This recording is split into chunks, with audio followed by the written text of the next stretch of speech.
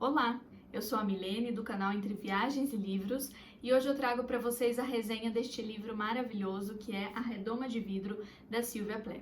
Este livro aqui foi publicado em 1963. A autora, Sylvia Plath, era estadunidense, embora tenha morado em Londres, mas nasceu nos Estados Unidos e teve a sua importância reconhecida principalmente pelo seu trabalho como poetisa.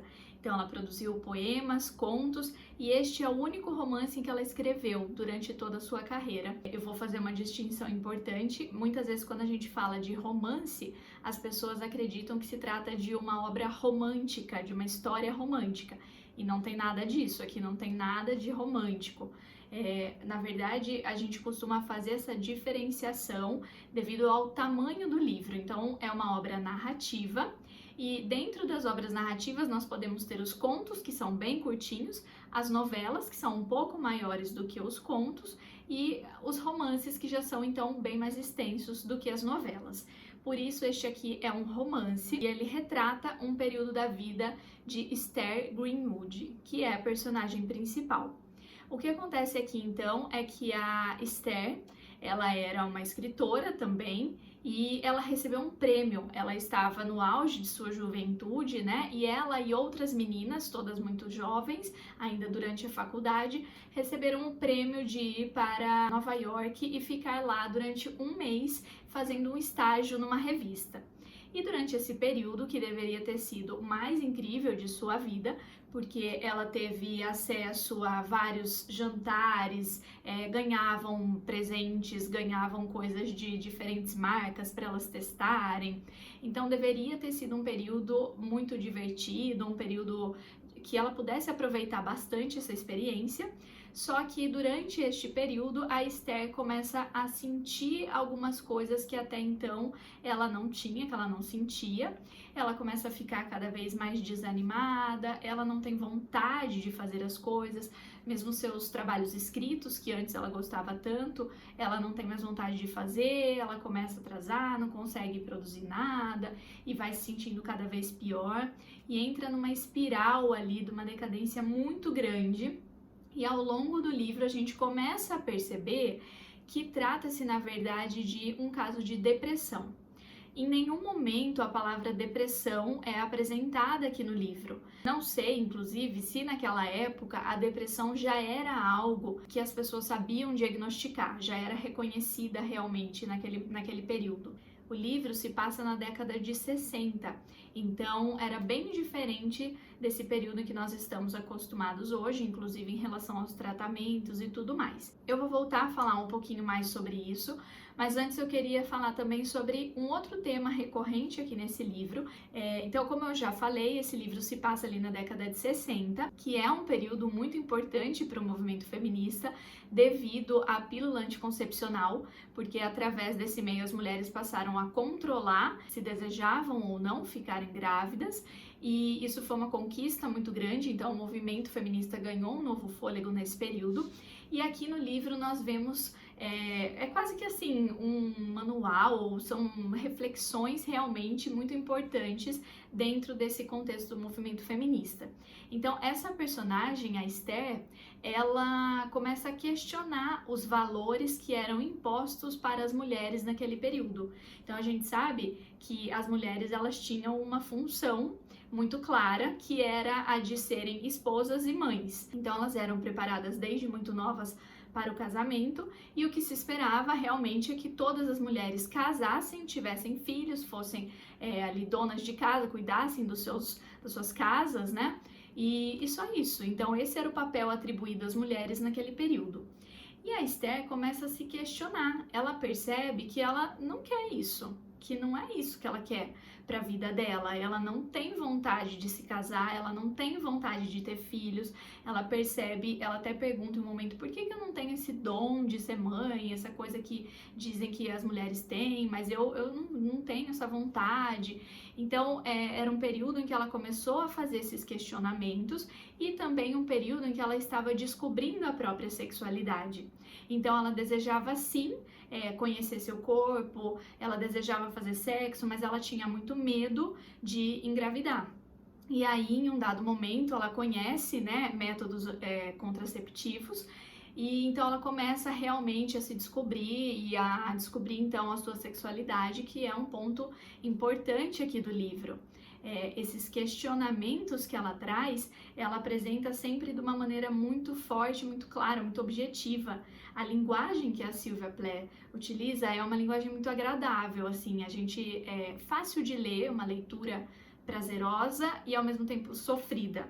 Prazerosa eu digo porque é fácil e é gostoso de ler a maneira como esse livro foi escrito, mas o tema é pesado. Mesmo que a leitura seja fluida, em alguns momentos a gente acaba sentindo essa necessidade de parar, de dar uma distanciada do livro para poder respirar e pensar um pouco sobre tudo que está escrito aqui. E retomando então, como eu havia dito, ela coloca todos esses questionamentos acerca do papel da mulher na sociedade daquele período, e tem um trecho muito interessante que eu gostaria de ler para vocês, que ela percebe realmente, ela deixa assim claro o que se esperava das mulheres. Então, olha só, ela diz assim: "E eu soube que, apesar das rosas e dos beijos e dos jantares que o homem despejava sobre a mulher antes do casamento, o que ele secretamente desejava depois da cerimônia nupcial é que ela se estendesse sob seus pés como o tapetinho de cozinha da senhora Willard", que é uma outra personagem. Então, assim, ela se dá conta de que realmente, apesar de durante o namoro os homens terem toda aquela gentileza e tratarem bem e darem presentes, o que se esperava é que depois do casamento as mulheres fossem nada mais, nada menos do que um tapetinho, ou seja, que estivessem ali aos pés dos homens para cumprir todas as suas vontades. Então, claramente, esse livro traz aqui essa discussão sobre o papel da mulher naquele momento, naquela sociedade. E, além disso, nós temos, então, como eu já citei no início do vídeo, o tema da depressão. Durante esse período em que eu disse que a Esther, que é a personagem deste livro, estava em Nova York durante seu estágio, ela vai sentindo cada vez menos vontade de fazer as coisas, de sair de casa, de ver pessoas, de cumprir seus trabalhos. Então ela vai se sentindo cada vez mais desanimada. E com o tempo isso vai progredindo de maneira que chega um momento do livro em que ela não quer fazer mais nada, nem assim dormir, ela não consegue tomar banho, se alimentar direito. A gente vê realmente como a depressão afetou e tomou conta de toda a sua vida. Inclusive, é daí que vem o título desse livro. A autora, ela utiliza a redoma de vidro como um elemento simbólico, representando aqui então a depressão como essa redoma, algo que está aprisionando a pessoa, que realmente não deixa essa pessoa nem enxergar o que está fora da redoma de maneira real, Ela enxerga ali de dentro, ela enxerga tudo distorcido, e também como algo que impede que essa pessoa consiga fazer qualquer outra coisa. Então ela está ali aprisionada. Eu achei uma construção muito interessante essa que a autora fez, É uma simbologia muito poderosa. Eu acho que realmente dá conta de representar o que uma pessoa com depressão sente, Aquele aprisionamento, aquela incapacidade de fazer as coisas até mais simples do seu dia a dia. E, infelizmente, gente, este livro aqui, ele é quase que autobiográfico. Então, tudo que nós vemos aqui que se passa com a personagem Esther Greenwood aconteceu também com a autora deste livro. Então, a Sylvia Plath narra pra gente as suas próprias experiências. Ela também teve depressão e ao longo de sua vida ela tentou suicídio diversas vezes. Ela foi internada numa clínica psiquiátrica. Ela, inclusive, até mesmo a primeira experiência da Esther, no início do livro, que é a saída para Nova York, o trabalho numa revista, a Sylvia também passou por isso. Então, por isso que a gente considera que é praticamente uma obra autobiográfica. É claro que aqui ela mudou o nome dos personagens, algumas situações são envolvidas aí por elementos de ficção, mas todos os elementos centrais foram tirados da sua própria experiência, da sua vida. E a gente tem certeza disso hoje em dia, principalmente por causa dos diários que ela escreveu. Então a Sylvia Plath tinha o hábito de manter diários, Ao longo de sua vida ela escreveu diversos, desde que era bem jovem. E depois de sua morte, um tempo depois de sua morte, esses diários foram publicados, formato de um livro. Eu vou deixar aqui para vocês a capa deste livro, inclusive é uma obra que eu quero muito ler. Através desses diários, então, é que a gente consegue ter a aproximação real, né, de tudo que a Silvia passou e do que acontece com a personagem desse livro, a Esther. Como eu já disse, a depressão da Esther se agrava cada vez mais, ao ponto de que em um determinado momento ela precisa ser então internada numa clínica psiquiátrica. Mas, gente, nós estamos falando de anos 50, 60. Imaginem como era o tratamento naquele período. Eles nem chegaram a diagnosticá-la como depressão, como eu já falei, apenas o médico disse que ela tinha uma doença mental, quase como se ela fosse louca, e é realmente assim que eles a tratam, né? Toda a sua família, a sua mãe a trata dessa maneira, todos os seus amigos, todos eles julgam a Esther como se ela estivesse louca. E a gente vê nitidamente o preconceito que a sociedade tinha naquele período em relação às pessoas que possuíam algum transtorno mental. Nessa clínica em que ela ficou internada, ela teve uma experiência, até mesmo antes de ir para essa clínica, com eletrochoques. Então, o primeiro médico que cuidou da Esther fez a terapia, o tratamento de choque. Isso a deixou muito traumatizada, então ela nem queria mais buscar ajuda. A partir desse momento, eu vou me permitir aqui dar alguns spoilers, porque eu gostaria de fazer a discussão a respeito de alguns acontecimentos posteriores à entrada da Esther nessa instituição psiquiátrica. Então, o que acontece, gente? Imagina, ela já tinha passado por uma experiência de eletrochoque, ela ficou profundamente traumatizada. E quando ela entra nessa instituição, ela começa a perceber todo esse preconceito que as pessoas ao seu redor tinham. Inclusive, a sua mãe, em um dos momentos, né, quando a Esther disse que não queria mais fazer aquele tratamento, que ela não gostou, porque vocês imaginam como é, né, tomar choques para tratar o seu problema. A Esther diz que não quer mais. Então a sua mãe diz assim: ai, que bom, eu sabia que você ia resolver ficar bem. Sabia que você ia decidir ficar bem. Como se fosse uma questão de decisão, como se realmente ela tivesse poder de falar: não, agora eu tô boa, acabou, não tenho mais nada e vida que segue. E não é assim, gente. Mas nós sabemos que até hoje em dia, muita gente tem esse preconceito em relação à depressão e a outros transtornos também. Então tem muita gente que acha que a pessoa simplesmente deveria melhorar e fazer alguma coisa para sair daquilo, e não é assim que funciona. Então eu acho que esse livro é muito importante também por mostrar pra gente a realidade de quem passa por isso. Se você, por exemplo, conhece alguém que tem depressão, alguém da sua família, eu acho que a leitura desse livro pode ajudar a compreender essa pessoa, a mudar aqueles preconceitos que muitas vezes a gente tem e que não condizem com a realidade de maneira alguma. Bom, a Esther, antes dela ir para essa instituição psiquiátrica, ela realiza uma tentativa de suicídio. Na verdade, ela realiza várias tentativas de suicídio. Eu achei muito interessante o trecho em que ela mostra pra gente uma reflexão que ela teve enquanto ela estava ali tentando se suicidar em uma dessas vezes.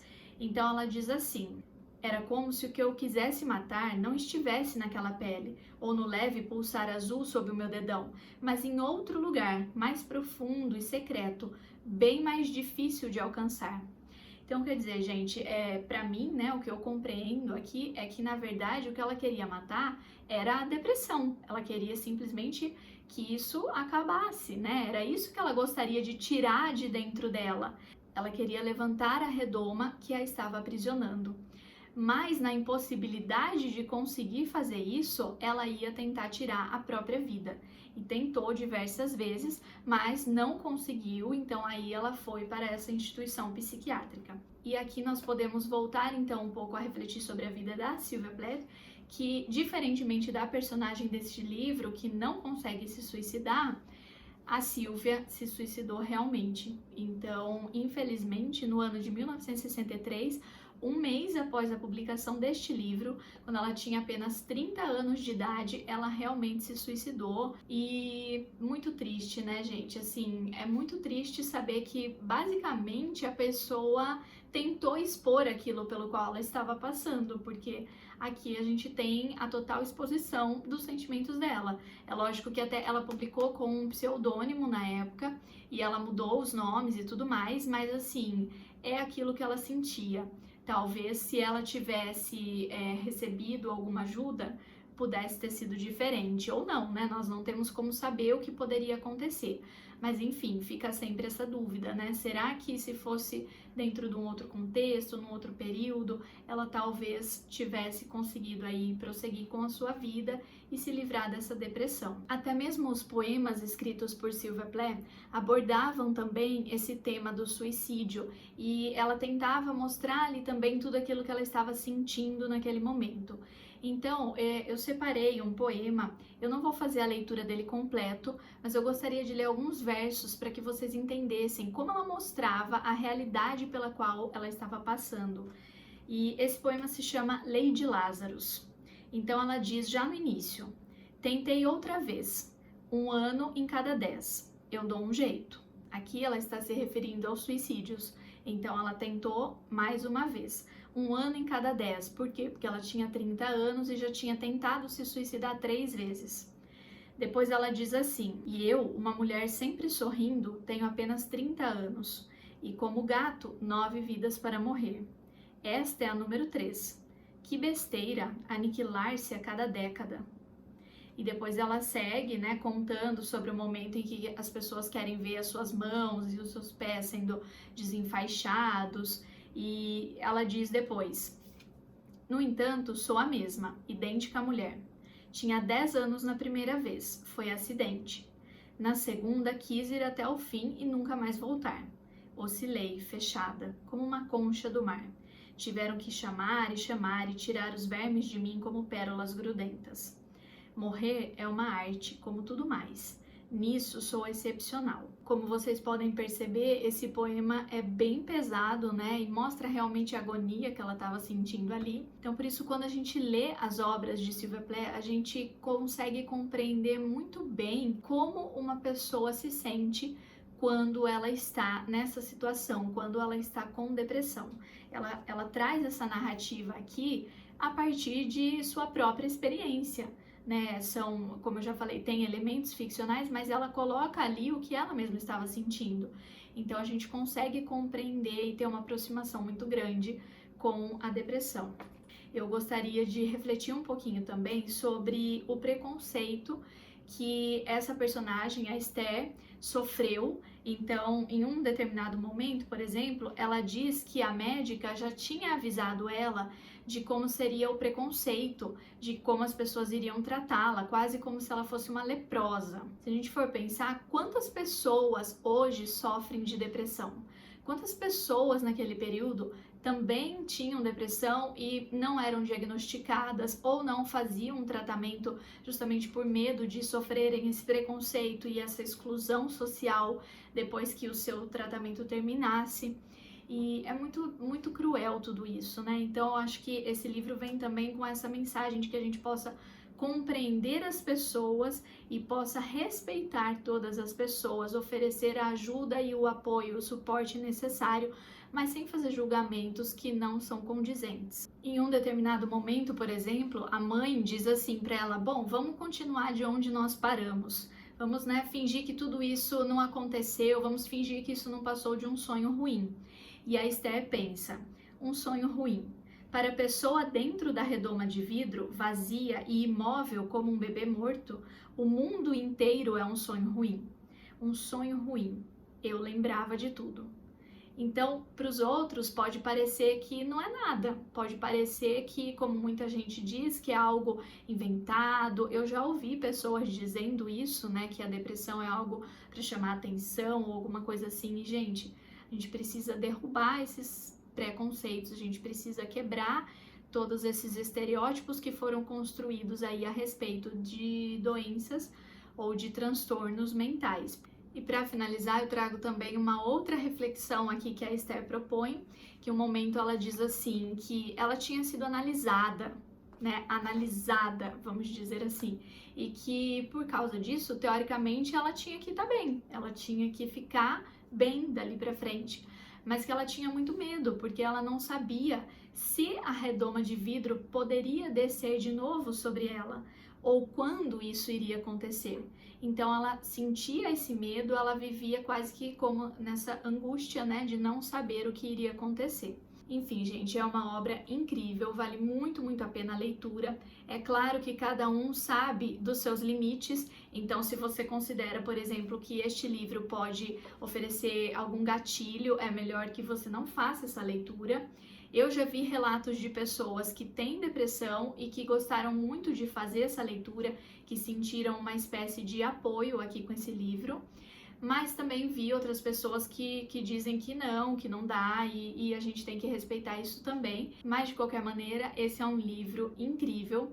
É uma obra que foi uma das melhores que eu li nesse ano de 2020, que com certeza vai ficar na minha memória por muito tempo, que como eu disse, é marcante, é forte, durante a leitura alguns momentos você tem que parar, tem que refletir, porque tudo que fala aqui é realmente denso, é pesado, mas é incrível e vale muito a pena conhecer. Então é isso, espero que vocês tenham gostado dessa resenha. Eu vou deixar o link para compra desse livro aqui na descrição do vídeo. E se vocês gostaram, por favor, curtam, compartilhem com seus amigos e até a próxima semana.